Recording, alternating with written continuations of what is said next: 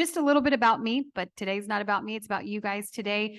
I have been in real estate since 2009. So I've been licensed, as I mentioned, for 14 years, second generation real estate investor. So I actually got into real estate as an investor first, and then as a real estate agent and broker associate with eXp Realty. I've been there since October of 2014, 8.5 years.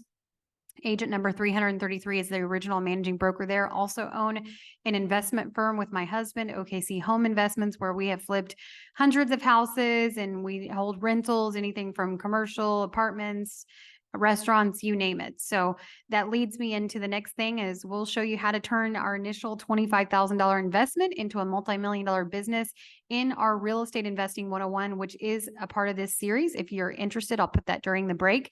There's a link. We're on, I think, class 3 out of 10. You don't have to attend all the classes to get CE credit. You'll get CE credit for whichever class that you attend, which is 2 credits per class. Master lead generator. I have a team of about 8 agents, and then an organization about 2,000 agents all over the world. And we lead generate for our team. And then just like many of you, I'm juggling family life, married, and have 2 wonderful boys. So, trying to find that work-life balance if there is one, right? Disclaimer, everything that we teach you today, please check your local guidelines as it is going to vary and with your managing broker on what your company policies are. So as I mentioned, R3 stands for relationships, referrals, and reputation. If you think about this as the lifeblood of your business, everything that you should be doing every single day should fall into one of these 3 categories. Now, I know last week we had, the business planning class, and we showed you exactly what activities you need to be doing every single day, every single week in order to hit your goals. And then we had the script mastery class and how to perfect your scripts, because scripts are the anatomy of a conversation. Now we're going to take that a step further in really how to design the business and the activities that you should be doing and focusing on. So just a few very interesting statistics. 67% of all real estate transactions come from referrals. Now, most of the time when I talk to somebody that's been in the business over 10 years, a good portion of their business is referral based. And that's because they've allowed themselves to really give that time and build up that time to build that type of business. But if you've been in the business, number one, before previous to 10 years, you're probably still having to lead generate and stir up some business. And number 2, if you really never built a business based on the R3 method, even if you've been in the industry for 20 years, it could feel like you're starting in year 1 every single year. Now, have any of you that have been in the industry a while feel like you're starting over every single year? If you can go ahead and put in the chat how long you've been licensed. Let's just see kind of what the range is here. How long has everybody been licensed? Please put that in the chat.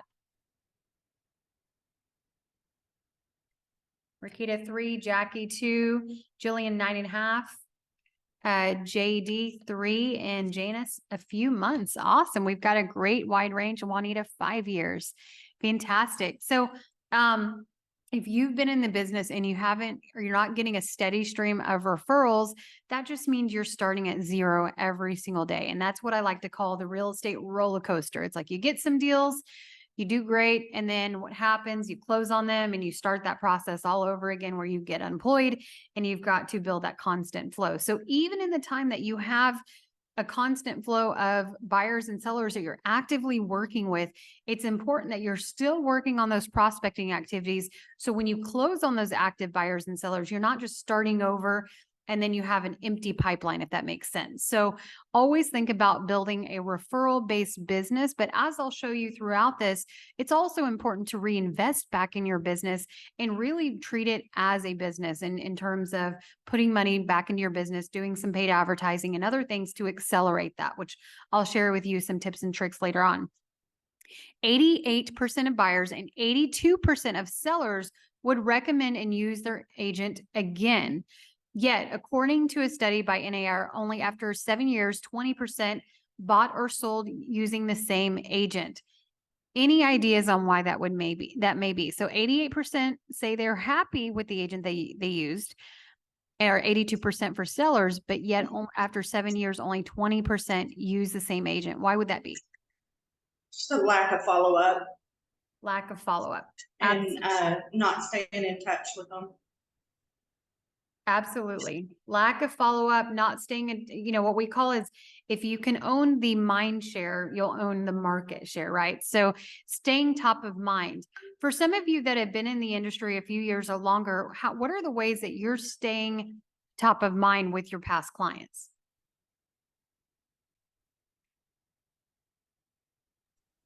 I mean, just staying connected on social media and making a phone call every now and then to see how they're doing is pretty, you know, pretty standard. Okay, great. So you said making a phone call now and again. How often would you consider that, Rakita? Oh, I mean, I don't have a lot of transactions under my belt or anything, but like, you know, probably just twice a year or something. Perfect. I see Jackie put Christmas cards, holiday cards. Great. Awesome. Anybody else? So again, it's one of those things where if we have the transaction, we close, we don't want that to be the last time that we have a conversation with them. But as we can see with that over 60% difference is 60% of us are not continuing to follow up. So it's much easier to keep up with your current database and to get referrals and leads that way than to get a whole new completely cold lead. Would you guys agree with that? Liz said a client party. I love client parties.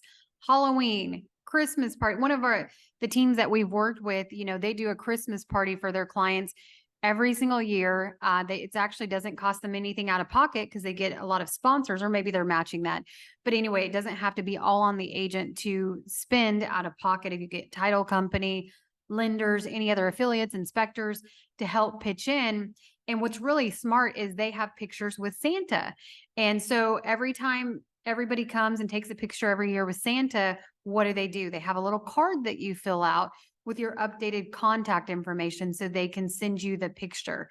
So now they're constantly updating their database through that. Or maybe they'll go rent out, you know, a movie theater and they'll invite everybody for a movie night or a summer barbecue at their house. You know, could do things incredibly inexpensive. Invite everybody over to your house for a 4th of July party or a summer barbecue or things like that. So I would always recommend if you're going to do client parties, have something about once a quarter.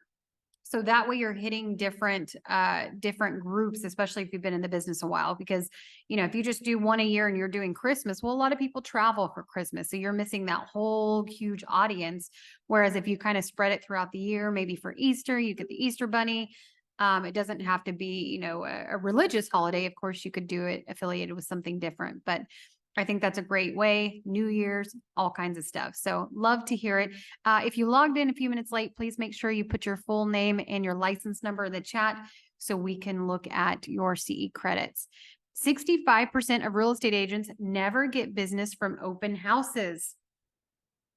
Again, why would that be?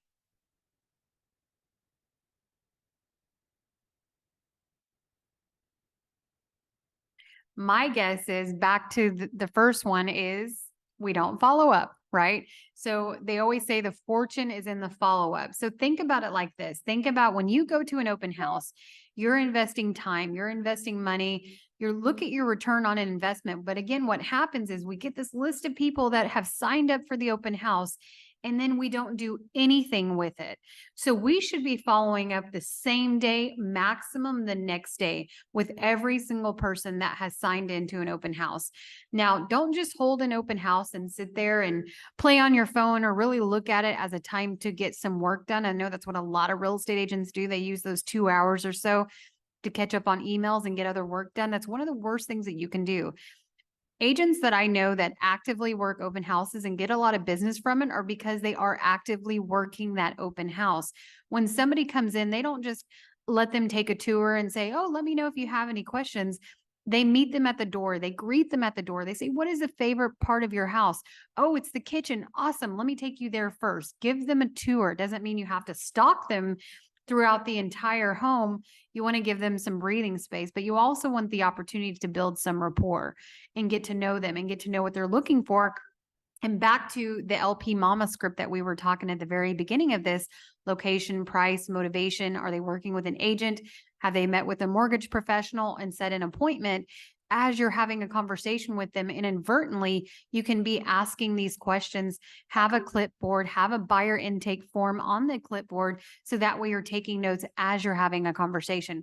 When you do all those different things, they look at you as a professional, and you're going to stand out from all the other open houses that they've been attending, where the real estate agent might just be sitting on the couch or sitting at the kitchen table and just on their phone, or, really not paying attention to anybody that comes in. Now, you follow that through. As soon as they leave, follow it up with a text message, follow it up with an email, call them the next day and say, thank you. It was so great. Nice to meet you.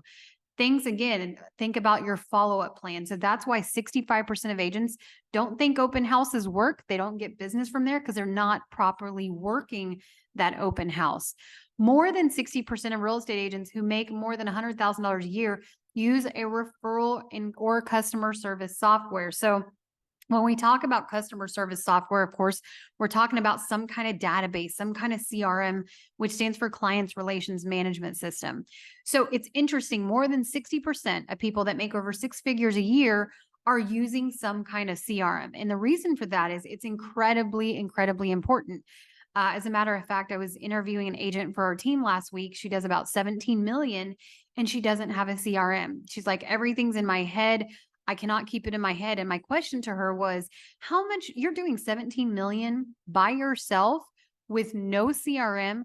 How much business do you think you could earn? How much business are you losing by not having a CRM? And she's like, oh my gosh, millions. It's literally costing me millions by not being organized, not having it in a CRM. Not only is it costing me, it's making my assistant frustrated because we're not on the same page. So tracking your systems, I know, is not always fun, but it's really important, especially as you start to leverage and delegate and have other team members and staying on the same page. As a matter of fact, we had a team meeting with our team members this morning, and they have to update their CRM leads every single Thursday, because then I meet with our lender and see who has applied for a loan and really work together as a team, because that's the only way you can properly communicate and follow through. Which, looking at the statistics, it's pretty obvious that communication and follow-up is key. More than 65% of agents who make less than $35,000 a year do not use a referral or some kind of customer service software. So numbers don't lie. Look at these numbers. If that's what all the other top producers are doing, I think we should all do it too, right? Just curious, what type of CRM are you guys using right now? If you're not using one, that's fine. Just let me know that you're not using one. I use just Excel spreadsheet. Excel. Okay. And I appreciate, Glenda, I think that was you. I appreciate you saying that, because some people are like, I don't have this big fancy CRM. A simple Excel spreadsheet would work, right? At least in the beginning. Now, you may eventually graduate from that, but at least starting with some kind of Excel spreadsheet. Jillian, I see you say Excel too. Jackie said she's learning KV Core through EXP. Rakita said IntelliAgent. And Jillian, you said you don't do a good job of updating it. You're not alone. Liz said an Excel spreadsheet as well. Tell me more about that. Is it something that you just feel like maybe overwhelmed with, or you're not able to set time every single day to updating? I think I'm just overwhelmed by it. Yep. No, like I said, you're not alone. So that's definitely why we're going over this. And keep in mind, I don't think any of us like to honestly sit down and put all this data, including myself. I work out of 2 different CRMs, one's for our team and then one for our agents and our organization. And it is not fun. I have been able to leverage some of that. So I send a lot of it to our agent support staff, and she will update it. But, you have to find some kind of system and say, okay, I'm going to sit down for 15 minutes at the end of the night every single day and just update the conversations that I've had. Right. So, all good stuff. Now, when we think about the prospecting lead funnel, prospecting is where you control the outcome. We talked about that last week. The difference, a lot of agents focus on branding and marketing. That's like throwing a dart at the wall and hoping that it sticks. Prospecting, active prospecting is where you control the outcome. That means I'm not going to get into this too deep because we talked about it last week, but that means where you're setting aside a power hour of 1 hour or 2 hours every day to have meaningful conversations with potential clients. And that could also include reaching out to those open houses on a Monday, from the following weekend open houses, or following up to past clients. That could be included in your prospecting power hour. So prospecting includes networking, online leads, social media, et cetera. Then you've got your sphere of influence that we all know as SOI, past clients, friends, families. And then you have your 100 contacts. So this is more of a qualified group. And then your clients, these are your hot leads, right? So when we look at the funnel, they start very broad. Prospecting is, they're not quite ready to buy. We haven't built that reputation. We haven't built that rapport. And then we take them through the funnel as they get to know us as a real estate professional. Now, this is the lead funnel, follow-up funnel that we have for our team that breaks it up just a little bit differently. So we break it up in categories. So we've got ABC, and then we've got AA. The AA is really the bottom of the funnel. They're buying, they're actively buying, and we should be in communication with them on a daily basis. Now, when we look at top of the funnel leads, these are people that are about 12 to 18 months out. Those might be leads that, maybe you have some kind of lead form on Facebook. Have you guys ever seen those lead forms on Facebook where it's like, look at this house. If you want the price, you want the location, click here, through Facebook will auto-populate their contact information.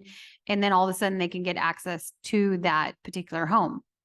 So that's what we call top of the funnel. They might be 12 to 18 months out because we know that buyers in particular start looking about 18 months before they're ever ready to buy.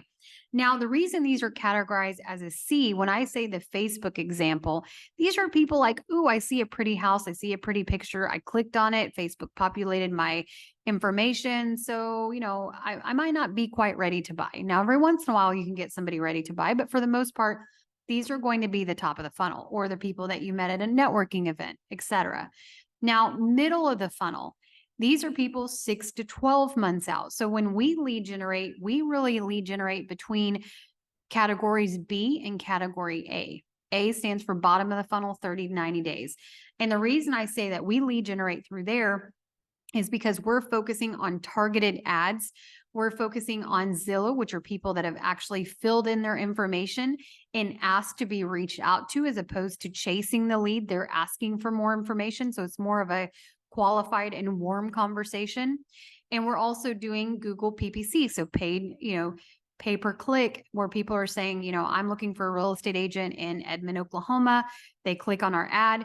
Then that's funneled to our 24/7 reception desk that we have lined up that asks them qualifying questions.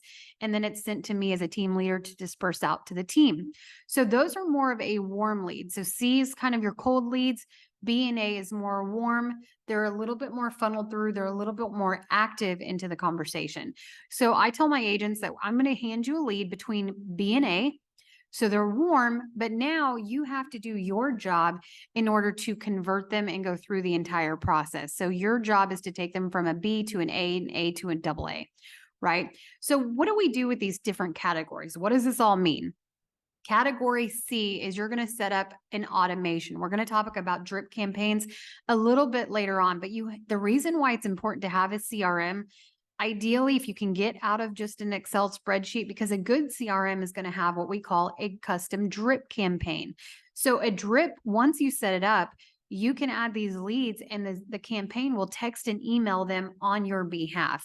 So C, because they're so far out, we want a drip campaign that goes at least a year out, where it's texting, it's emailing, and maybe we give them a monthly call just checking in, right?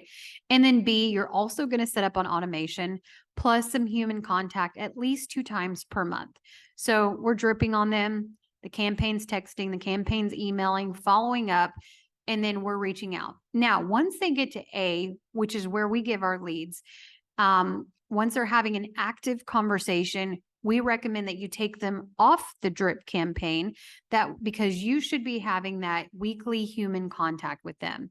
Now, what I mean by that is you don't want the system on the back end saying, are you still looking to buy real estate?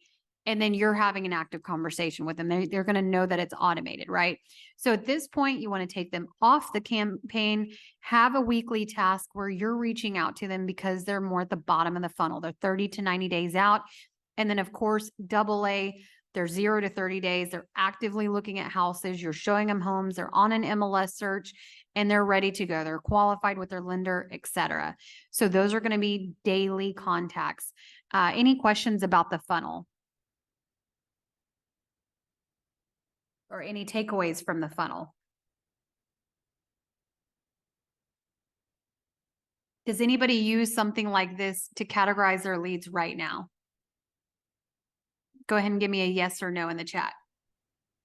Yeah, I'm using KV Core and just recently, still learning KV Core, but I've set up some property boost and I've gotten leads through that. And I set up drip campaigns to stay in touch with those people and then call them periodically to try to move them to active. Awesome. I love that. And who was that talking? It was Jason. Jason. Okay. Fantastic, Jason. And if you'd like, we actually teach, for those of you that use KV Core, we teach that every single Wednesday. So you can send me a private message and I can send you the contact on that. As well as I have a custom drip campaign already for KV Core for my team. I'd be happy to copy and paste that token where you can literally plug and play into your own channel. So great. Glenda, you said yes. I know you mentioned you were working in Excel spreadsheet. So how do you tie in the funnel into an Excel spreadsheet for the other people that are also using Excel? Well, I kind of follow Ninja Selling. And so I have actually I have it right here, just a second. Yeah, I think we can all learn from each other. So I love it. Thank you. So I actually have a notebook and then I have this thing. I don't know if you can see this, but Let me pull the cameras back up. Give me 1 second. oh, Oh yeah, Oh, I I- can see it now. There we go. Sorry, I had it minimized. yeah, so I kind of just go through my hot list, my warm list. I follow up with the people that referred someone to me. I call them on a weekly basis. I send notes to people periodically that says, hey, thinking of you, and say something about our last conversation, just different things like that. So I love that. So did you guys all see the form that she had? That's great. That's awesome. Thank you so much for sharing. One of the best emails, I'm reading the conversion code with my team right now, and they talk about one of the best emails that you can give is a 9-word email. And literally the subject line is checking in. And then it says, just checking in if you need anything from me today. I think that was 9 words. It might've been a little bit over. But the point is it's very short, simple, and you'll be amazed. If you guys look at your database and you just send that to everybody in your database today, you'll be amazed at the responses. Some people might say, I already bought. So then you can know that, they're no longer actively looking. Some people are like, yeah, actually, I'm interested to go ahead and get on a search. So if you send that simple email, you'll get a lot of responses, especially if you send it to your entire database. So all good stuff. Prospecting sphere of influence. So one of the most efficient ways to reach a larger audience is through online marketing. So again, we can be incredibly targeted with our online marketing, especially if you've identified who your ideal client is. We talked about this in our business planning class. When you identify who your ideal client is, for example, first-time home buyer or somebody looking to buy their second home or whatever it is, when you identify who your ideal client is, then now you can be incredibly targeted in your marketing. I was on one of my consulting Zooms this morning and they were talking about there was an agent from Florida and another one from Michigan. And they were like, how can we blog and help each other? Because a lot of times we don't realize how we can work with other agents across the nation. What if they did a co-blog? Because a lot of people right now are moving from Michigan to, the other market, which was Naples, Florida, where there's a lot of snowbirds, there's a lot of second homes. What if we did a blog of, moving from Michigan to Naples, Florida? It's very specific, but they know who their ideal client is and they co-market that blog build a lot of SEO, search engine optimization. And now the agent in Michigan can get the sellers and the agent in Naples can get the buyers. So think about things like that you could do that to implement in your market, who your ideal client is, and then really target your marketing to that. 90% of home buyers search online during their home buying process. Wow. 90%. As I mentioned, numbers don't lie. So it's really, really important to be online. Even if you have a referral-based business right now, because we know that that's where everybody's starting. Google is the leading search engine platform, 90% of the search engine market share. So Google Google owns YouTube. So I always say focus on Google and Facebook. Google owns YouTube, Facebook owns Instagram. If you can focus on those two, unless you're like this TikTok rock star, I would focus on Google and Facebook. Google searches for process of buying a house surged 950% during the pandemic. 80% of the USA utilizes social media such as Facebook as the leading platform. Like I said, Facebook owns Instagram, so it's really easy to tie in both of those.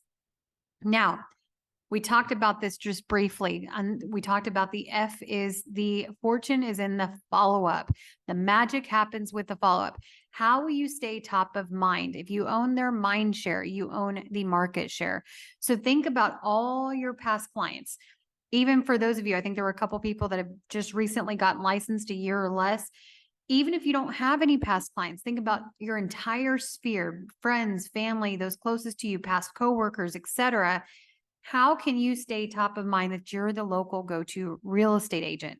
We talked about several different ways already, but think about how do you stay top of mind and own the market share by owning their mind share. And I'll give you an example.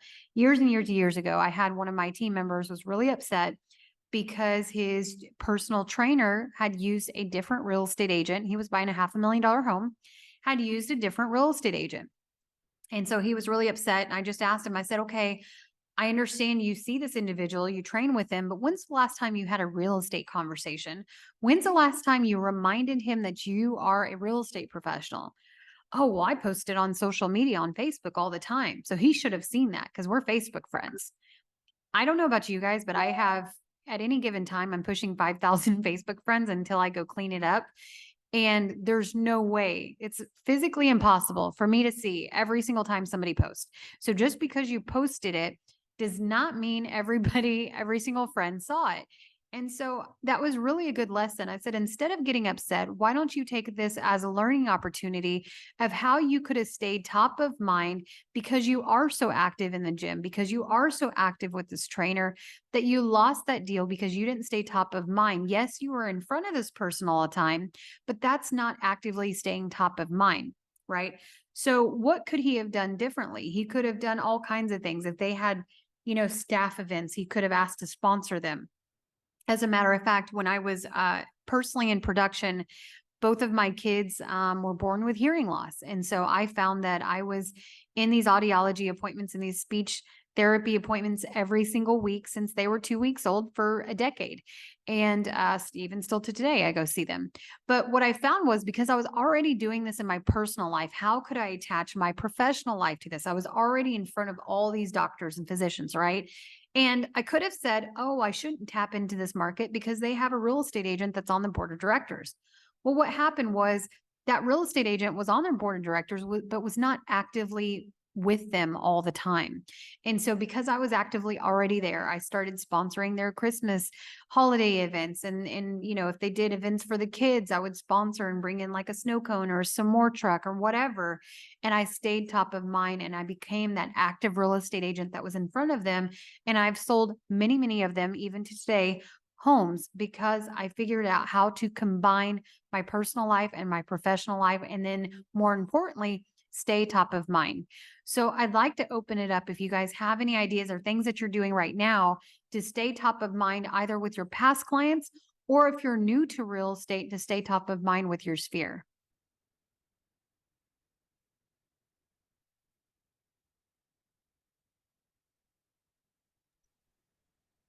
I'm in an interesting situation. I just moved back home I moved up by Tulsa about a year ago and was starting to try to build my business up there, but my mom got sick and we had to come back home. And so now I'm back in my space with the people that I know.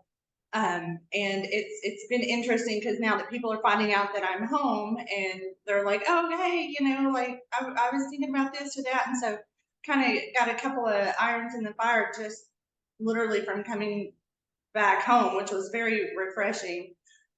Still getting like unpacked and set and settled and stuff. So it's like I haven't gone out. I haven't like taken the leap to be a go-getter back here in my hometown just yet. So, looking forward to learning more and getting out there and just, seeing the people that I know. I used to have a flower shop here in town for like 10 years. So just knowing people. So my past clients, a lot of my past clients are flower shop past clients that are kind of, starting to ask me about real estate stuff and, just kind of going from there. I love it. And I appreciate you saying that because I think a lot of times if you can adapt some of these principles, then you could literally be dropped into any market and be successful, right? What advice do you guys have? So she's had to relocate back to her hometown. What advice would you have? I would create a postcard. There's a website that I use called Real Mailers. And I just, I just went from Prime Realty that I've been with for 5 years, and I rebranded to where I'm my own broker now with the Rise Realty Group. And so I sent out a postcard and it said, this time I'm making the move, and sent it to every past client. I sent it to my entire neighborhood, and I sent it to all my prospects. So I think even if they read it on the way from the mailbox to the trash can, at least they saw it. But one of the things I'm doing right now in my neighborhood is I've already got all the flags. I've already got my their American flags for 4th of July, and I put those out every year. And I've sold almost every house that goes up for sale in my neighborhood. I end up selling it because I stay top of mind. I make sure.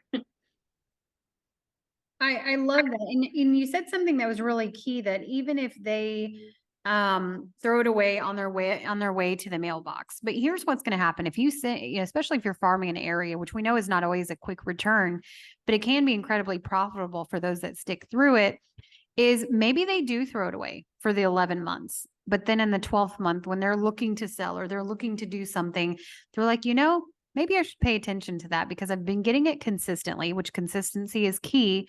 For the last 11 months, now I'm actually going to take a look at it when I'm ready. So it's, I think that's incredible. Liz said work with several nonprofits in different genres. I love that. Nonprofits. Again, whatever you're passionate about, think about, we always try to create our professional goals, but create your personal goal as well. And then make sure they're in alignment and see how you can incorporate that. So if I was, I've moved around, I'm licensed in Oklahoma and Florida, but I now live in Puerto Rico. And might relocate for part of the year overseas. I could literally be dropped in any market because the principles are all the same. The advertising, for the most part, is the same. So if you learn those, you could pretty much do the same things in every single market. Part of my job is, adding agents to our team all across the nation. So if I travel to another city, and you could actually do this in your local market, is go to Eventbrite, look at, those free classes or events and see what real estate events are going on. But you could do the same. Maybe your ideal client is working with investors. Okay, go to Eventbrite and see what kind of investor meetups are going on in your area. I guarantee you there's a ton. There's some in every market I've ever been to. You always have some. So it goes back to knowing who your ideal client is and then really being able to identify based on that. So all good things. I appreciate everybody sharing. So your power hour, as I mentioned, this is a dedicated, more importantly, uninterrupted hour for daily prospecting, ideally 2 hours. But if you can only commit one, it's better than nothing. time blocking is essential. I always recommend that your power hour is first thing in the morning. It's not because there's a better time of day to make calls or to reach out to people. It's because most people dread prospecting. Most people dread the power hour.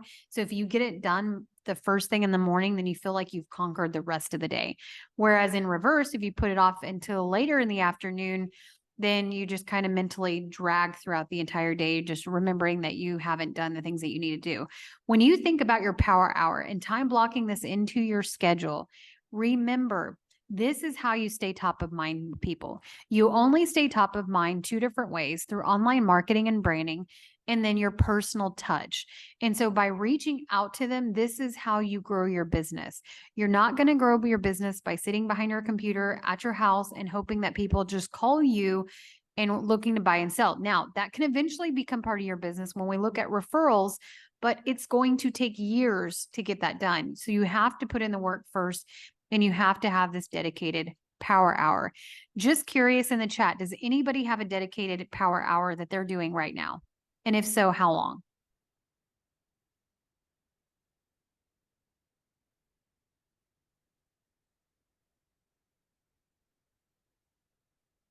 Yes, I do. So part of this, well, I do my own personal, like, reading the Bible every morning and drinking coffee. I do that for about an hour before I even get in the shower.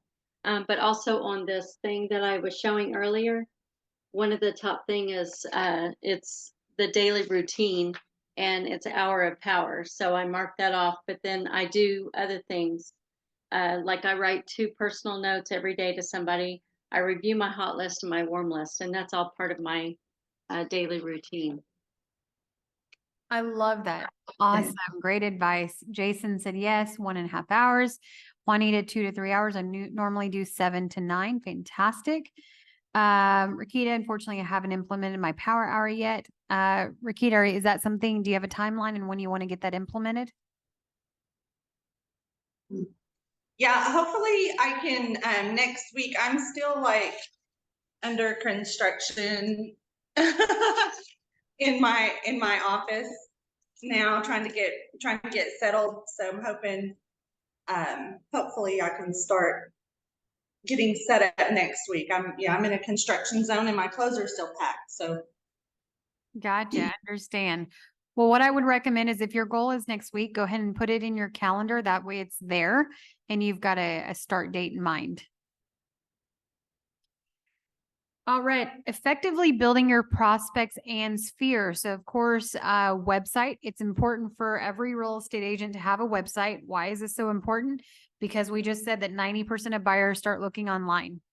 So here's the reality is, like for me and my part of my business and adding agents to our team, I do a lot of YouTube videos. Now, I don't do YouTube videos because I get thousands of views. The reality is I don't get thousands of views because I probably don't put the time and energy into building it out the way that I should.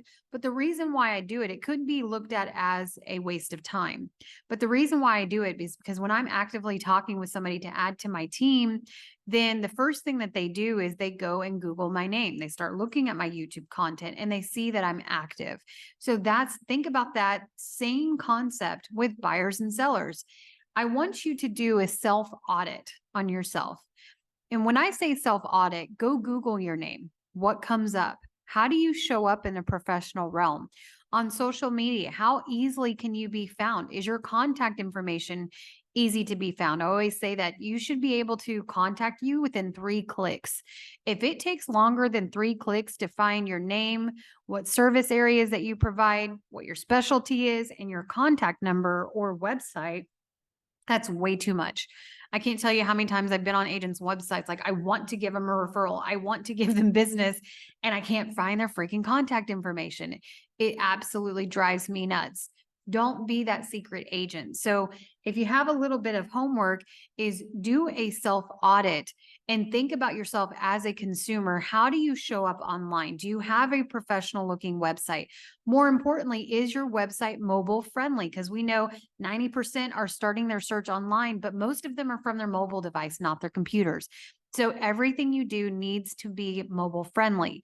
If you're going to be focusing on Google, which you should, it needs to have SEO. It needs to be SEO driven, search engine optimization. So there needs to be keywords. Right now I was talking about this with my team this morning. It's a great opportunity to write a blog about the 4th of July and the best places to see fireworks in Edmond, Oklahoma, or Norman, Oklahoma, or Yukon, or wherever. Because post that next week, as people start searching, then you can show up in those rankings. Of course, we have to treat it like a business. So we should be purchasing some type of lead platform, whether that's online leads, whether you're generating your own ads and your own leads, or you're purchasing. But again, if you were going to go open a store at the mall, you would have to buy inventory. There's no different with this. If you're looking to build your business, unless you're just hitting the phones 24 hours a day, you should be reinvesting back into your business. And as we talked about in the business planning class, about 10% is a good strategy. And then, of course, focusing on branding and marketing through social media, especially important for new agents or agents looking to build their database. Now, I want to talk about the difference between SOI, sphere of influence, versus sphere of power. So a lot of us are taught to focus on our SOI, which are friends, family, those closest to us, right? That's a good place to start. But here's what happens, especially for newer agents. They start reaching out to their SOI, but then what happens? They run out because we only have so many friends and family. Or the other thing happens, which is very unfortunate. I don't know about you guys, but have you ever had a family member that's used a different agent? Ouch. It hurts. I know, but it's a reality. It happens to the best of us. So when you look at that, are your SOI, your family, friends, those closest to you, always your personal cheerleaders? Are they the people that genuinely want to see you succeed? So when we look at sphere of power, it's really the law of quality over quantity. Sphere of power, as you can see, are your top 10 people. These are the people that genuinely want to see you succeed. They are your personal cheerleaders. These are the people that are actively always giving you business. When they hear your name, they think about you. When they hear real estate, they think about you. Nobody else comes to mind, and they're going to recommend you every single time. So if you want this worksheet, go ahead and put your email. I'm happy to share it with you. And think about your 10 cheerleaders. These are people, when they think of real estate, they don't think of anyone else, and they want to see you succeed. So go ahead and put your email if you'd like. And then I'm looking through some of the questions here. Jillian said, my goal is to have a plan in place by August. I'd love to hear it. Jason asked, where do you post your blogs? Jason, I think you mentioned you also use KV Core, which is a CRM that I use. So for SEO reasons, I do post within KV Core because it's driving traffic not only to the blog, but also to my website. Just trying to make sure and see I haven't missed any other questions. Does anybody, just curious, and again, if you want this worksheet, go ahead and put your email in the chat. Does anybody know who their 10 sphere of power contacts are right now? Rakita, I see that you got my last email. Perfect. Yeah, definitely check your spam. If I promise any kind of worksheets or anything from this class, we send it right after. So for any reason, if you didn't get it that same day, check your spam. If not, my contact information will be at the end of this. Just shoot me a message and we're happy to send it to you.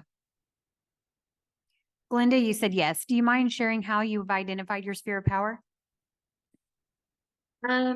Yes. So I have a form that I fill out for every client that I have. And the very top line is my source of where they came from.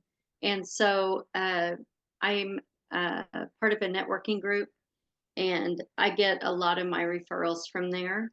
And I've been in it for over 3 years or 4 years now. And then I have 2 former clients that constantly send me people. So those 3, I don't necessarily have 10, but those 3 at least. I love that. That's great advice. Anybody else want to share?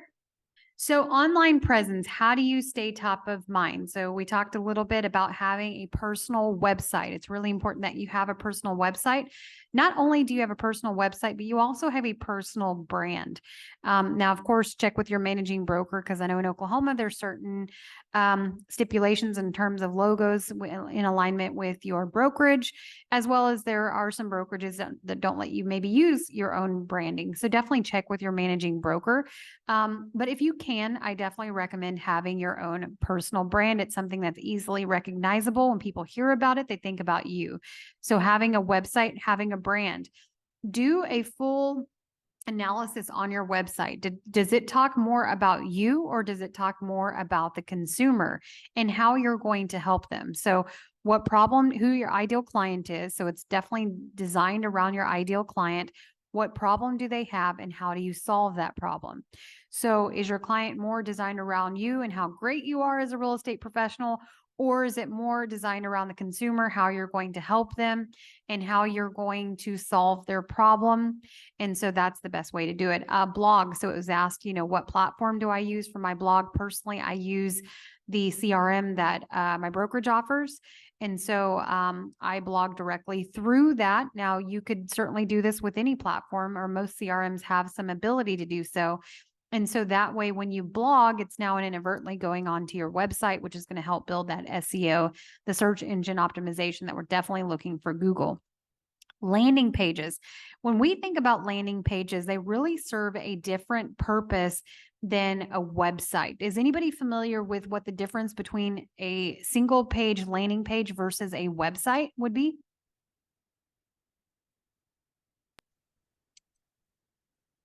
Yeah, that's where you've set up stuff for them to click on to receive some information or something of, something of value for their contact information. Awesome. use I as like that you followers. used something of value. So we always want to provide value first. So when we think about a landing page, it was a great way to put it, Rakita, is it has a single purpose. So for example, when you think of something of value, maybe your ideal client is working with investors. And so instead of just sending them to your generic website, you send them to a landing page, which a landing page serves a single purpose. So when I say single purpose in this example, it could be, enter your information here to download a free foreclosure list or a free short sale list, right? Or maybe it's your ideal client is a first-time home buyer. So enter your information here. And that sounds very like elementary, but you literally, when you're looking at online marketing, you literally have to walk them through step by step what you want them to do. So when you think call to actions, they need to be very simple, very clear and concise. So enter your information here as a first-time home buyer to download a free how-to guide. Right. And we'll talk about some different AIs that you can use in order to start building out these ebooks or how-to guides. So a landing page, think of it like this, that it is designed to create a single purpose. If you're like, oh my gosh, I don't have a website, I don't have an IDX, I don't know where to integrate a blog, I don't have landing pages, just reach out to me. I'll give my information at the very end of this. You can schedule a free 15-minute strategy call, and I'll share with you a little bit on what we do in order to have all these implemented as one. You could definitely do this at any real estate brokerage that you're affiliated with. So it's not specific to one brokerage. Social media, personal versus business channels. I'm asked this question all the time. When I look at Facebook, for example, should I have a business page or just a personal page? My short answer to that is you should have both. Now, I am a firm believer that on your personal page, you should be documenting your life. So really have a good mix of personal and professional posts. I would say about a 3-to-1 or a 4-to-1. So I mean like 3 personal posts and then 1 business post. You definitely don't want it to be all business. Sometimes mine gets a little bit business heavy, not because I want it to, but it's because some of my team members tag me and post, then all of a sudden I look at it, I'm like, oh my gosh, there's too much business going on my news feed. But definitely mix your personal and business. You don't want it to be all business on your personal channel, because then Facebook might look at that and shut your personal profile down, because they do want you to have a business page. The other reason why it's important to have both and to have a business page is because if you want to start running Facebook ads, you're going to have to do it through a business page. So it's important to have both because Facebook is definitely wants you to pay to play, which essentially pay for advertising in terms of getting in front of more eyeballs. And then PPC, that's for Google, that's pay per click. So you could definitely set up your Google business page as well as a Google local services ad and put a bidding campaign on that where you'll actually pay for every click that they physically call in and ask for your services.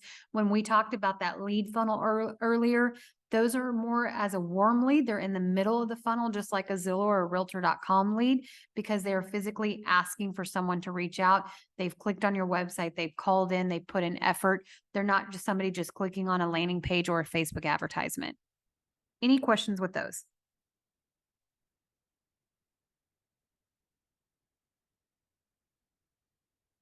Okay, anybody doing any of these? Anybody implementing any of these strategies right now? You can put it in the chat if you want to. I have it open. Just give me a yes or no.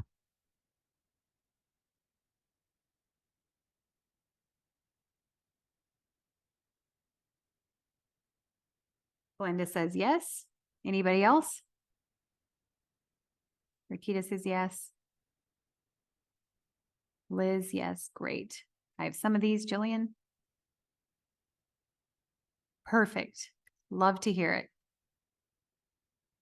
All right, CRM. So again, CRM stands for Relationship Customer or Client Management System. Asked all the time, what is the best CRM? Of course, it's the one that you will use. It could be a big, fancy, expensive CRM or one given to you by your real estate brokerage, or as many of you in the chat put earlier, you're using an Excel spreadsheet. So doesn't matter what you're using. There's no right or wrong. It's what you will use ultimately. So you know yourself more than others and what's going to be more important. Now, for one side of my business, I use a very, very in-depth CRM because when I looked at it, it actually reduced down my tech stack by about 10 programs. So it was able to do what about 10 other softwares were doing in terms of our lead flow, in terms of sending out our newsletters, in terms of our management, all different kinds of things. I was able, even scheduling on my calendar. So I was able to take about 10 different technologies, what we call a tech stack, and reduce it down to one. So that definitely saved me time and money overall in terms of what the monthly cost would be. So you got to look at some of the software and systems that you're using right now and then see if you can integrate to reduce it down.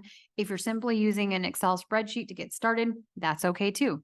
So one of the things that you can do in a CRM or many CRMs are like property alerts. So let's say a lead comes in.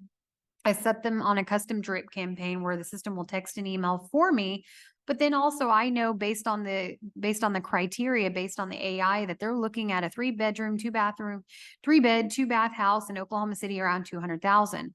Well, then I can go set them up on a property alert, much like an MLS search, where it's going to alert them as things hit the IDX, the Internet Data Exchange, basically coming onto the market through the MLS. So now I'm dripping on them in terms of texting and emailing them, but I've also set them on property alerts based on the criteria, based on the algorithms and things that they've looked at, that it's going to update them with the similar properties, and then we can adjust accordingly. And one of the best ways when you set a client, a potential lead up on a property alert, is just following up and saying, hey, I set you up on an alert, 3-bedroom, 2-bath house, around 200,000.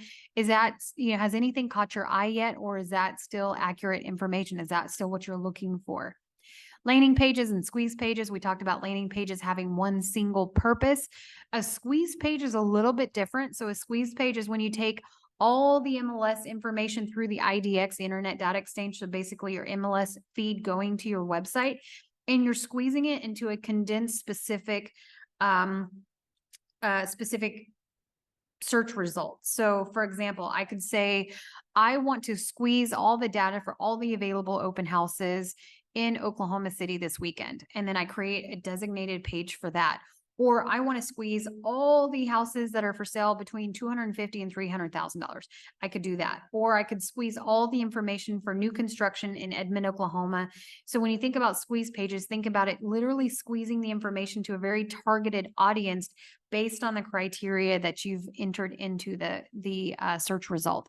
So when you think about your overall website, ideally, it's not just a generic website, but it also has a capability for landing pages, hence having a single purpose, download some type of list or an ebook or sign up for a newsletter or something of that nature. or a squeeze page where you're basically squeezing the information to target a specific audience, which is great, especially if you're going to do advertising, that you're being incredibly targeted with your marketing. So I see Janice put here, I just used my social media page, made a business page. I haven't really used it. I'm working on making a website. Awesome. Great. Jackie, I recently did a squeeze page with homes with pools. I like that. So that's another good one. Homes with pools. So you could squeeze all that information, be specific in your marketing. So personal website funnel leads into the CRM automatically. So this is a little bit challenging if you're using an Excel spreadsheet, but if you get some kind of CRM that integrates with your website, even better. That way it's all one system and it automatically funnels directly, meaning if somebody comes into your website, that lead is automatically going into your CRM and it's not a very manual process. Again, you can do newsletters, market reports, property alerts, blogs, testimonials, the list goes on and on and on. So when you think about a CRM, it's really, really creating that online presence. And any good business, when we think about the R3 relationships, referrals, and reputation, it's online and offline. It's important to focus on both and create that personal touch. So you don't want to really just focus on any one thing. So just to kind of give you guys a visual, these are screenshots from my website. So this is what a landing page on the right would look like. For example, they could enter their email. We could require a cell phone, or it could be optional. That's one of the inputs that we can put in. And they could download a free list of open houses in Oklahoma City. This is just an example. Like I said, you could do a first-time home buyer ebook, open house list, foreclosure list. I mean, the list goes on and on and on, depending on who your specific ideal client is. And then here on the left, we have what we call a squeeze page. So I could squeeze specific information based on, for example, Oklahoma City, a specific price point, or as she mentioned, you could do homes with pools or new construction or an open house list or what have you. And then that's what that designed squeeze page would look like. And then here at the bottom, we have campaign activities. This is an example of a drip campaign. So if you can see, it starts on hour 4. Ours actually starts immediately where our agents call. But this example is for an open house. So 4 hours later, you're going to send a text. And then the next day, it's going to send out an email. And then on the day 2, you're going to call. And then day 3, you're going to email. And then day 7, you're going to email. So you have a little bit more of an immediate urgency the first few days, and then it kind of tapers off from there. So when we talked about the very beginning of this, that 65% of agents don't get business from open houses, my guess is they don't have any kind of task list or some kind of open house follow-up plan. So that was for an open house. An example for leads would be like a 7 days of pain. So for our team, they're supposed to call in any warm leads 4 times within the first 24 hours. The first time they don't leave a voicemail, the second time they do. And they let them know when to expect the third time to be. So for example, hi, this is Micah with eXp Realty. I saw you were looking at line at 123 Main Street. I'm sorry that I missed you. I will give you a call again later today between 3 and 4. I hope we can connect. Better yet, after you leave that voicemail, then you send a personalized video text. So we have all of these outlined in a drip campaign in task, and we can see when the agents are following that. Because again, when you look at the funnel that we went through at the very beginning of this, it's about taking and categorizing your leads from a C to a B, and then a B to an A, and then to a double A, which is eventually where you're going to close them at the bottom of the funnel. Does that make sense? I know it's a kind of a long-winded overview. Any questions so far?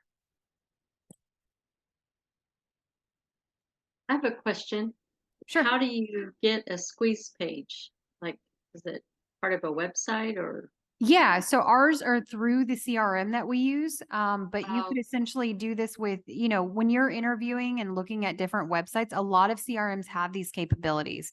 So I would recommend, getting a CRM that's integrated with your website and then see what the website's capabilities in terms of, does it have the MLS feed directly to your website as the IDX? Does it have landing page capabilities? Does it have squeeze page capabilities? Etc. So those are just things that you'll have to look for, those software and systems, if it's not in place already.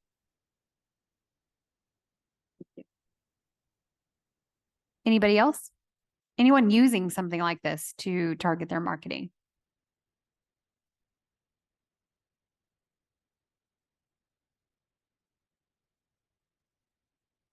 Well, I have a website and it's connected to the MLS, but I don't know if it has the capability of the squeeze page, and I kind of like that. But they do have the capability of clicking on it and giving me their information. I've only had a couple do that so far. Okay, so it has the lead capture capability. Yes. Awesome. But it just sends me an email. It doesn't funnel directly into my CRM, which would be awesome. if it did that. Yeah. Yeah. If you can have them all talking together, because that's how I first started out is I had a CRM and I had a website, but they didn't necessarily talk to each other. And that becomes incredibly difficult and hard to manage. So if you can get one that all intertwines together, even better. Or there is an application called Zapier, Zapier, which does help you automate some of this in terms of if your website and your CRM are not the same system, you might look at Zapier and see if there's a way to integrate it automatically. Liz said yes, and it's handled by my office staff. Awesome. Great way to delegate. Jason said you've used squeeze pages for just listed in open houses. Awesome. And I think I saw Jackie said squeeze pages for houses with pools.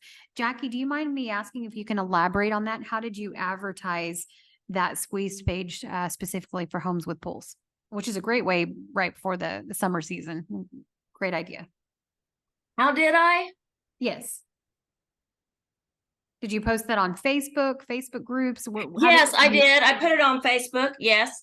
I went through KB Core and utilized everything in around the Oklahoma City area that I identified had pools, and then put it on Facebook. Great. And so when you posted that squeeze page, did you do some kind of call to action to get people to want to click on it? I left that particular one. I didn't require them to only be able to click on it 3 times to force them to me. I have done that with different campaigns, but on that one, I kind of left it wide open. Okay. So what she's talking about, the forced registration. So a lot of these, I think Glenda just mentioned it as well. If you have some kind of lead capture, then you can do the forced registration where they're forced to enter excuse me, their contact information. So obviously then you capture that into your CRM. You can also do it as we just mentioned, that you don't have to do the forced registration. You could let them look at the properties on your website and then have some kind of lead capture tool toward the end of it. If they'd like to set up an appointment, then you'll get less leads that way, but they'll be a little more qualified because they've gone through the funnel, if that makes sense. Any other questions before we move on from that? All right, give me a chat. Let me know that you're here. Go ahead and just type in yes or something in the chat box. Just let me know that you're still here. Liz said, hello. I like that. Perfect. All right. So blog, how often should you blog? And again, this is to build the SEO, search engine optimization, into your website. It's recommended to post once per week. I am going to share with you next an AI tool that will make this incredibly easy, even if you're not a big writer like me.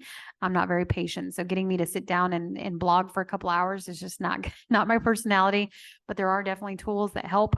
Some ideas are relevant real estate information, local businesses, market reports, listing updates. Like I said, with the 4th of July coming up, I would be posting a blog next week on the 4th of July and where the best places in your market to see fireworks. Ideally 3 to 5 paragraphs, captivating. Definitely use photos. Photos are everything. Image is everything.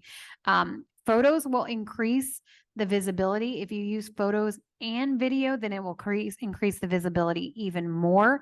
I'm going to share with you Chat GPT. It's an AI tool that will basically write the blog post for you, or at least an outline that you can kind of take that from. So how are people finding your blog? Of course, the more that you optimize it through certain keywords, then people are going to find it. And then how are you capturing the leads? Ideally, the blog lives on your website. So if it lives on your website, then people are, inadvertently now browsing your website. They start looking at properties, then they have the lead capture form and they go into your CRM. So that's kind of that funnel.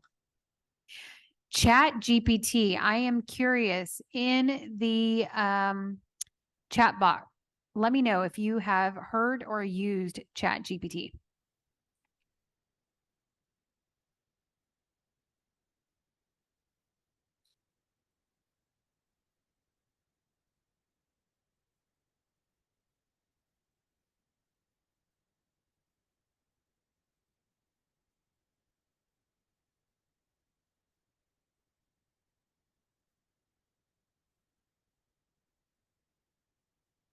Okay, make sure everybody's commenting because again, that's how we kind of validate that you're still sticking around and with us. So for those of you that, so there's a good mix. Some of you have heard Chat GPT. If you're using it right now, how are you using it? I've used it to create emails, and I've been interested in figuring out how to write a blog. So that's why I was asking where you post blogs, because I'll be using ChatGPT to write the blogs or help me with it, and then posting it. Yeah, absolutely great. Thank you, Jason. And I'll definitely share with you and how we use Chat GPT. It sounds like a lot of you have heard of it, but have not used it yet. So, and for those of you that have not heard of it, Glenda said she uses it to respond to her Google reviews. Awesome. Yeah. If you're created a Google business page, definitely make sure you're increasing those Google reviews. If you're running Google local service ads, it's really important that you're having those PPC leads also write reviews because they're verified. So incredibly important. Now, what is Chat GPT? So it's basically an AI tool. It came out about in November of last year out to the public. And then it's based on if you're using so there's two different versions. There's a free version and then there's paid, right?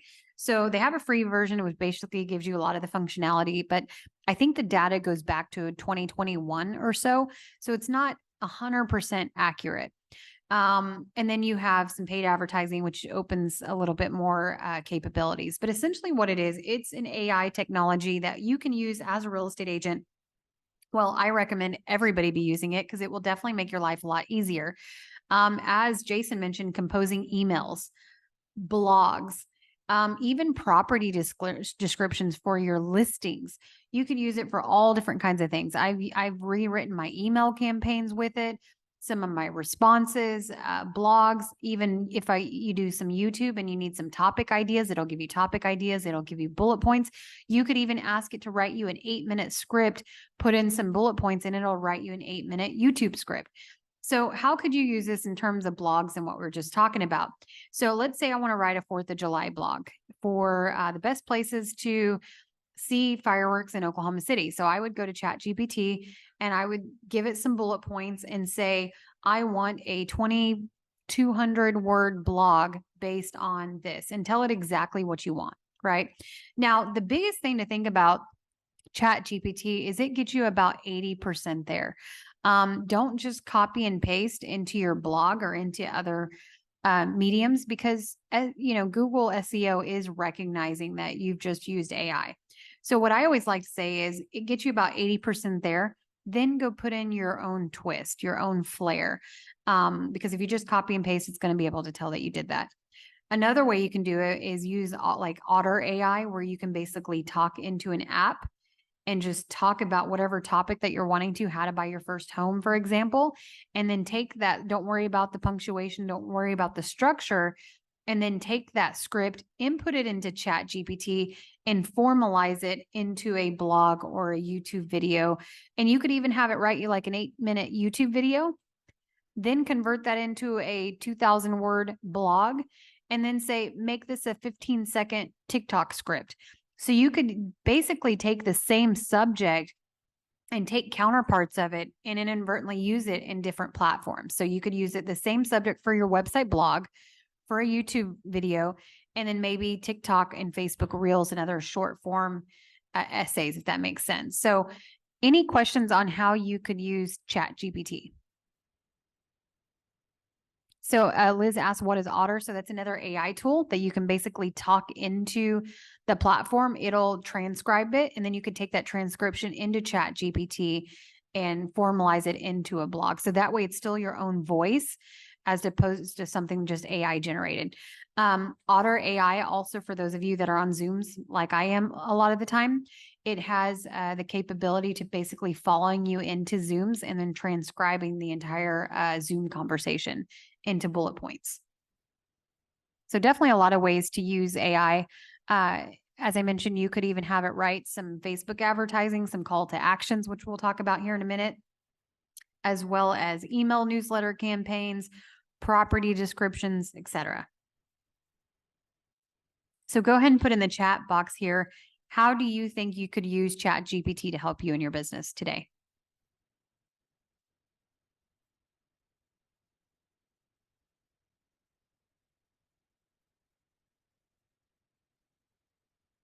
Remember, you need to be using the chat to get CE credit. Make sure you're engaging.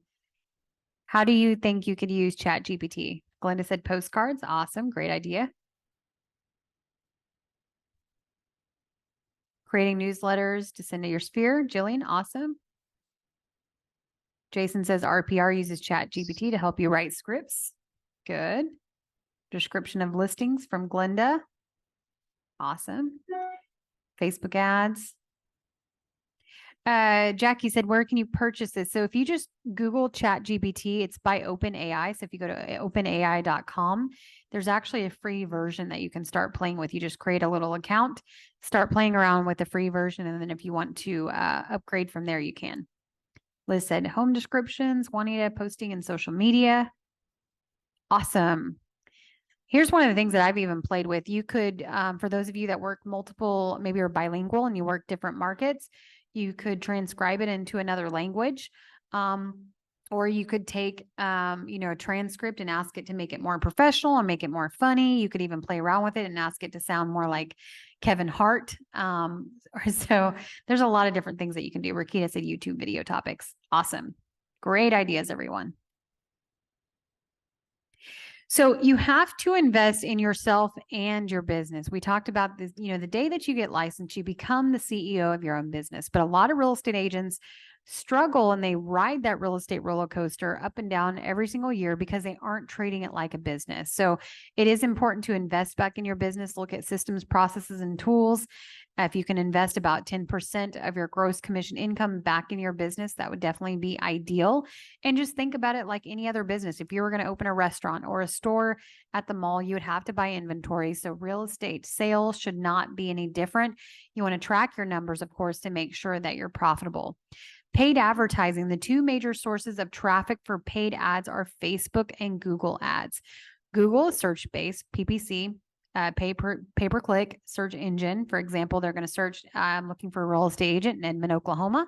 So again, that takes it from a cold lead to a warm lead because they're looking for something very specific. Facebook, interruption-based marketing, social media ads. So Facebook's all about image and video because people are basically scrolling. So you need to do what we call a stop the scroll, getting their attention. Google owns YouTube, so that's definitely going to help in getting some more, if you're putting YouTube, it's going to help your Google SEO as well as Facebook owns Instagram. So if you're running on ads on Facebook, then you can do the same with Instagram. Effective campaigns drive traffic to your website and or landing page. So we talked about the differences between the two. Be unbranded and geo-targeted. So the landing pages and the squeeze pages will allow you to be extremely targeted in your marketing. Keep it simple. So we have to think about the microwave mentality. You've got 2 to 3 seconds to grab anyone's attention. With the way that we are able to consume information these days, everything is fast and everything's quick. So it can't be complicated. You've got to get people's information and stop the scroll incredibly fast.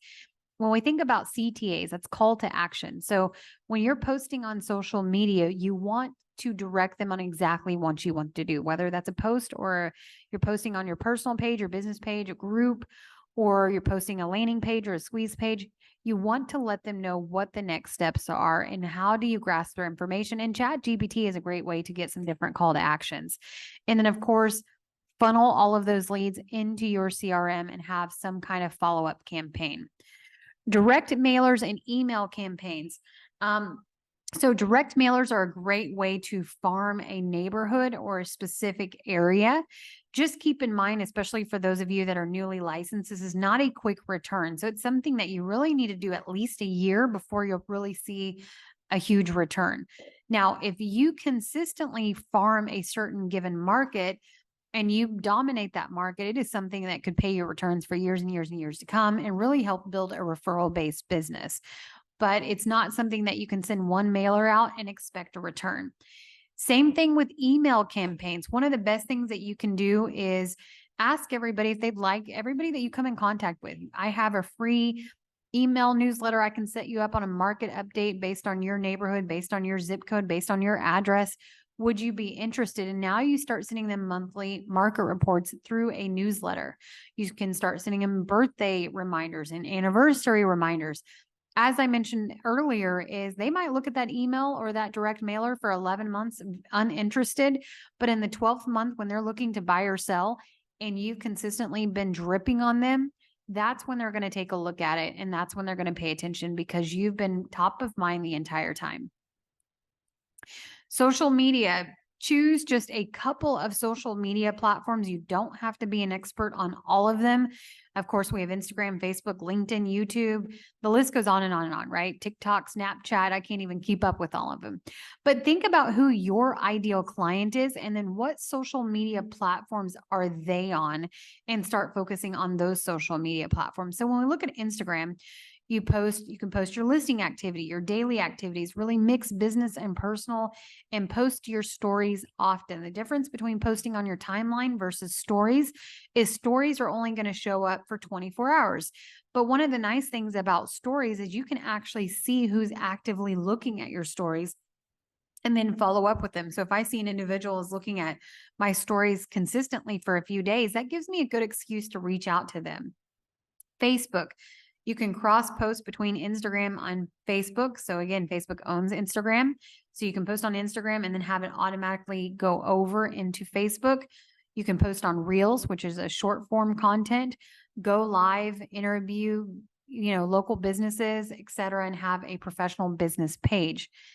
LinkedIn is a social media platform, but it's a little more on the professional side. So you could post listing reports, photos, blogs, Reels, etc. It's an agent to agent platform or a professional to professional platform. So if your ideal client is people moving from Boeing in Washington State to Oklahoma, then I would be focusing on LinkedIn and adding everybody that works for Boeing, right? So you have to know who your ideal client is to know what social media platforms they are on. Now, unlike Facebook and Instagram, LinkedIn, you have a little bit more permission to be targeted just on a business perspective because it is a business related platform. So think about it like a digital Rolodex. And anytime you Google somebody's name or a business name, a lot of times LinkedIn is in the top 3 results. So it's important to have your LinkedIn page built out. And then of course, one way that you can utilize YouTube for your video content is virtual tours, educational videos, testimonials, community videos. The list goes on and on and on. So think about repurposing your content. If I shoot a long-term video for YouTube, let's say it's a 10-minute video or a 15-minute video, then now I can go repurpose that and cut it down into little bite-sized nuggets and I could use for Instagram stories, TikTok, and Facebook Reels. So a lot of time you can use the same content in different structure across all platforms. Or if I do a Facebook Live, I actually do it through a platform called StreamYard, which automatically streams it to my Facebook, my LinkedIn, and my YouTube channel. So it's automatic. I'm not having to do them all individually. So think about how you can have your content streamed to multiple platforms simultaneously and how you can repurpose your content. So with that said, we do have the quiz, so don't log out just yet. But I did want to give you guys my contact information here. If you have any questions, you can follow me on these social media platforms. As I mentioned earlier, if you'd like to strategize maybe on your CRM or your website or anything that I can help you with, you can schedule a free 15-minute strategy call at ruwattcalendar.com. This is a direct link to my website. With that said, I am going to go ahead and share this quiz. If you can take the last 10 minutes here and go ahead and fill out the quiz. And before you do, if you can go ahead and put in the chat that you're still here. So go ahead and put here. Let me know that you're still sticking around.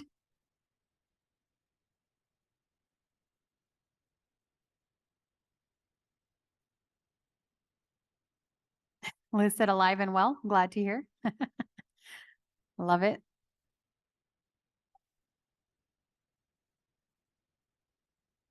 And yeah, while we're doing that, I'm actually going to post. So I posted the link for the quiz. Please make sure you take the next 10 minutes and do that. And I'm going to post the schedule for the next few classes if you guys are interested. So give me just a second. I will share that.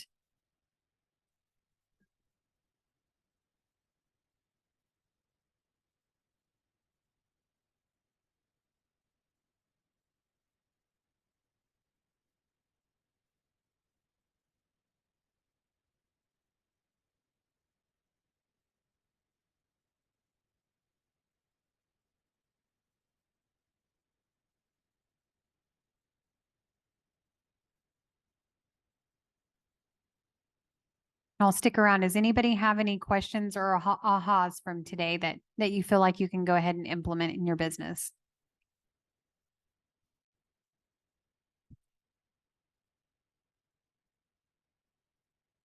All right, I'm putting in the chat the schedule for the next 6 classes that we have, but you will get CE credit if you stuck around today. So our next class is on Wednesday of this week, and it's going to be list to sell. So learn the best practices to deal with your sellers and increase your marketability. So if you want to register for that or any of our other classes, go ahead and click that link in the chat box. Make sure you're filling out the quiz so you can get full credit. Michael, where's the quiz? Yep, let me put it in there again. It might have gotten lost with some of the comments. Okay. All right, it's in the chat.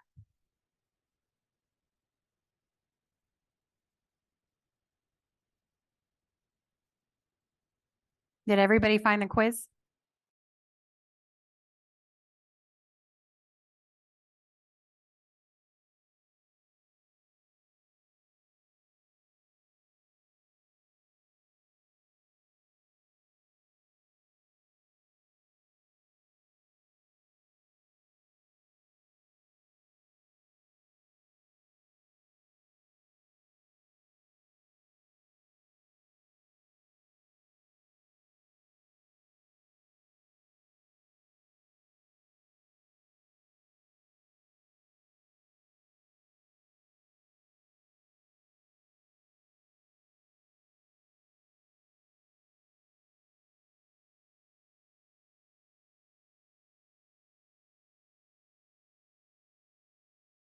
All right, Jillian, I see that you're done. If you're done, go ahead and put one takeaway that you have in the chat before logging off from today's class.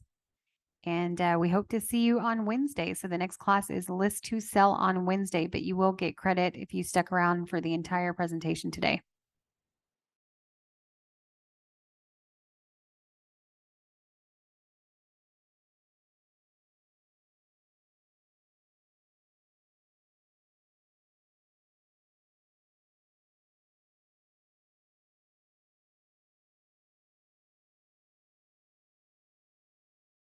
Yeah, Jackie, I think you're the only one that I didn't get the email if you want that Sphere of Power in the presentation from today.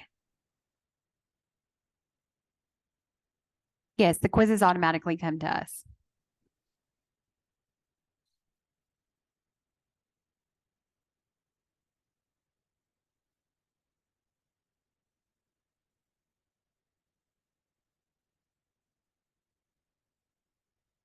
Perfect. I'll stick around for just a couple more minutes, but if you're finished, feel free to go ahead and log off. As I promised, we get you out here a little bit early since we took a short break, and virtual classes seem to go a little bit shorter, but always feel free. If you have any questions, you can reach out to me directly.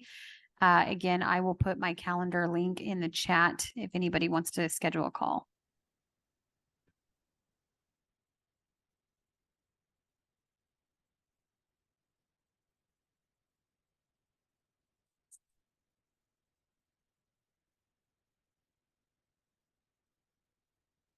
Thank you guys so much. I appreciate you. You're an awesome group and I love all the collaboration here. So hopefully we'll see you on the next classes. Before cutting this off, did everybody get the quiz? Did anybody not get the quiz link?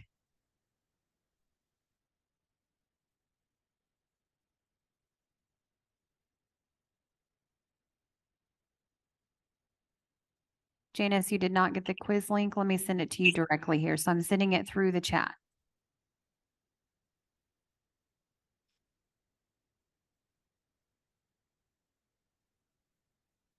Okay, Janice, it should be on a direct message in the chat. Let me know if you did not get it.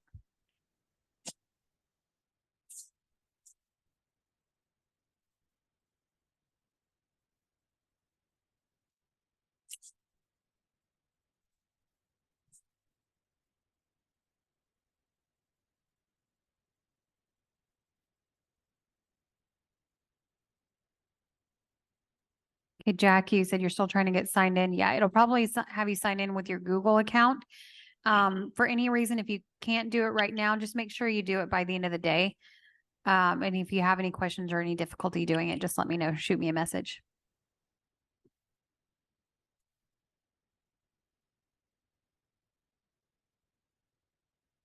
Awesome. Thank you all so much. I appreciate everybody's time. I know your time is valuable, so I hope you were able to gain some insight and some information and have some takeaways from today's class. Thank you all so much. Have a great weekend. I'm going to It's not the weekend, week. Yes, Glenda. Did you know that some of your, like when you click on the dates to register, they don't work? Is it just I heard the last one doesn't work. Was there more than Yes. just the last one? Maybe it was just the last one. That's the one I tried. Oh, thank you. Yeah, we were working with tech support. I saw this morning my assistant sent an email, but for any reason, if it's more than just the last one, please let me know. FYI, it's the same Zoom link for each one. So obviously we'd love everybody to register, but you can always just plan on popping in on the same Zoom link too. Okay. Okay. Good to know. Thank Thank you. you. But yeah, I really please. enjoyed listening to everything you've had to say so far. It's been great. Awesome. Well, thank you so much. I appreciate that. And definitely toward the end of these, we'll be sending out just kind of a feedback form. So would love to hear any feedback you guys have. Thank you. Thanks. Take care, everyone. Have a good week.